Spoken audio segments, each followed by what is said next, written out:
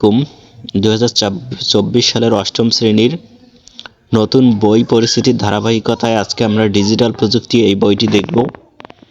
অষ্টম শ্রেণীর পরীক্ষামূলক সংস্করণ বইটি ডিজিটাল প্রযুক্তি, অর্থাৎ এখানে এটা তোমাদের আগের যে তথ্য যোগাযোগ প্রযুক্তি বই ছিল সেটার মতো এখন ডিজিটাল প্রযুক্তি।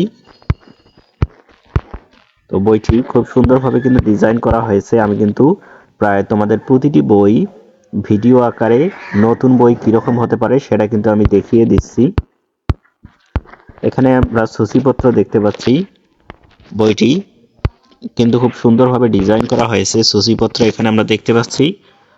তথ্য যাচাই অভিমান, এটা আমরা প্রথমেই এই টপিকটি নিয়ে আমরা বইটি যখন পড়ব তখন জানতে পারবো। এখানে বলে রাখি যে আমি কিন্তু তোমাদের এই বইয়ের যেটা যেটা কঠিন মনে হবে সেটা কিন্তু আমি খুব সুন্দরভাবে বুঝিয়ে দেব। আর অন্যান্য যে সাবজেক্টগুলো রয়েছে বাংলা, ইংরেজি, গণিত, সেগুলো নিয়ে তো আমি খুব সুন্দরভাবে ধারাবাহিকভাবে ক্লাস নেব। এরপর ডিজিটাল প্ল্যাটফর্মে ব্যক্তিগত তথ্যের নিরাপত্তাজনিত ঝুঁকি। এরপর রয়েছে নাগরিক সেবা ও ই কমার্সের সুযোগ গ্রহণ করি।